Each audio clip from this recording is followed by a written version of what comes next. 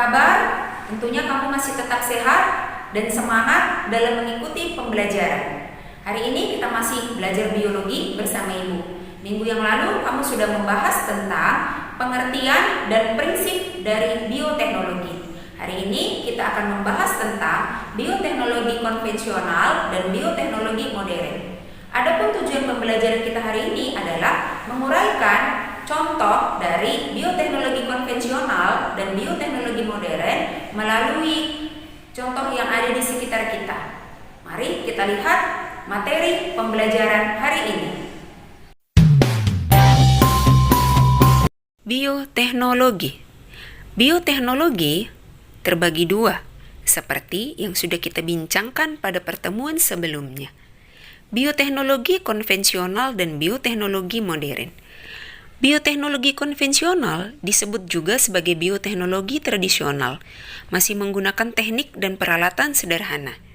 Dan hasilnya itu juga memerlukan agen biologi berupa mikroorganisme, enzim, hewan, tumbuhan. Produk bioteknologi konvensional sangat banyak yang ada di sekitar kita. Di antaranya ada tempe. Pasti kamu mengetahui dan pasti kamu mengenalnya. Tempe adalah salah satu makanan khas dari Indonesia. Tidak ada orang Indonesia yang tidak kenal tempe, walaupun mungkin tidak semua orang suka. Tapi yang jelas, saya suka. Nah, kemudian tempe ini berasal dari kacang kedelai. Kacang kedelai yang diberikan mikroorganisme sehingga terjuntai benang-benang berbentuk anyaman, jadilah tempe. Berikutnya ada tahu. Tahu adalah salah satu jenis hasil dari bioteknologi konvensional yang berbahan dasar kacang kedelai. Berikutnya ada tauco. Tauco juga berasal dari kacang kedelai yang juga hal yang sama dilakukan, yaitu dengan cara fermentasi. Contoh lainnya ada mentega. Mentega atau margarin sebenarnya sama saja, sama-sama merupakan susu yang dipadatkan. Ada juga yang kita kenal dengan keju.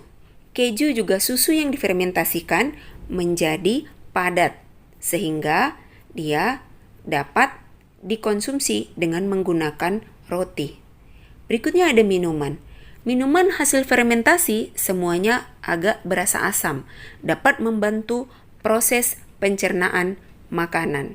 Itulah contoh dari bioteknologi konvensional sebahagian yang ada di sekitar kita dan mudah kita temukan. Yang kedua ada bioteknologi modern. Perkembangan bioteknologi modern sangat ditentukan oleh perkembangan ilmu-ilmu lain, di antaranya mikrobiologi, biologi sel, biologi molekuler, biokimia, dan genetika. Pada bioteknologi modern, manipulasi tidak hanya dilakukan pada kondisi lingkungan dan media tumbuh, tetapi susunan gen dalam kromosom juga digunakan, yaitu rekayasa genetika. Rekayasa genetika ini bertujuan untuk menghasilkan organisme transgenik, di mana organisme transgenik ini yang susunan gen dalam kromosomnya telah diubah sehingga memiliki sifat yang menguntungkan bagi yang dikehendakinya. Dengan demikian, bioteknologi modern itu akan menghasilkan sifat genetik yang lebih baik. Ini adalah beberapa contoh dari bioteknologi modern. Hidroponik.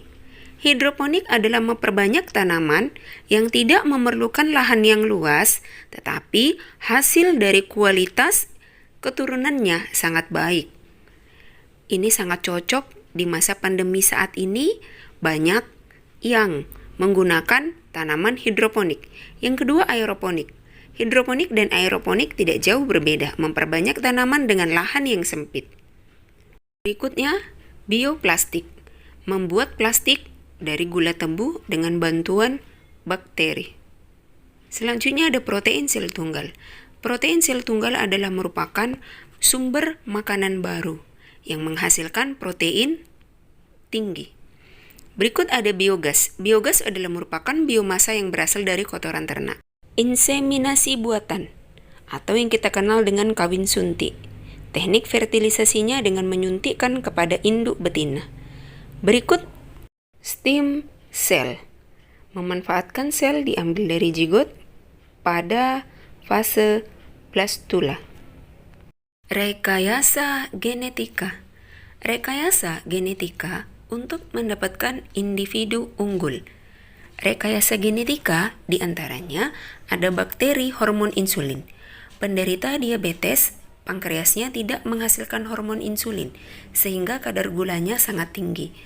Plasmid bakteri Escherichia coli disisipi dengan gen penghasil insulin pada pankreas dapat menghasilkan hormon insulin. Cloning. Cloning menghasilkan organisme dari sel tunggal. Cloning merupakan terbentuknya individu baru tanpa adanya fertilisasi antara sel kelamin jantan dan sel kelamin betina, sehingga cloning ini dihasilkan dari satu individu. Bayi tabung. Bayi tabung merupakan proses fertilisasi yang terjadi di luar tubuh. Setelah terbentuk embrio, ditanamkan di dalam rahim. Bayi tabung adalah salah satu bioteknologi dalam dunia kedokteran. Biasanya dilakukan pasangan suami istri yang sulit mendapatkan keturunan. Kesimpulan materi hari ini adalah yang pertama, bioteknologi konvensional. Bioteknologi konvensional adalah bioteknologi yang menggunakan alat-alat sederhana dan pada umumnya produk yang dihasilkan merupakan produk rumahan seperti pembuatan tahu, tempe, kecap, dan lain sebagainya. Yang kedua, bioteknologi modern. Bioteknologi modern adalah bioteknologi yang diterapkan dengan menggunakan peralatan yang jauh lebih modern dan ini pada umumnya digunakan dalam industri dan kedokteran seperti ada rekayasa genetika, cloning, dan sebagainya. Nah, itulah pembelajaran kita hari ini. Minggu depan kita masih di bioteknologi. Mari kita selalu menerapkan 3M, mencuci tangan, menggunakan masker, menghindari kerumunan agar kita tetap sehat dan semangat. Selamat pagi.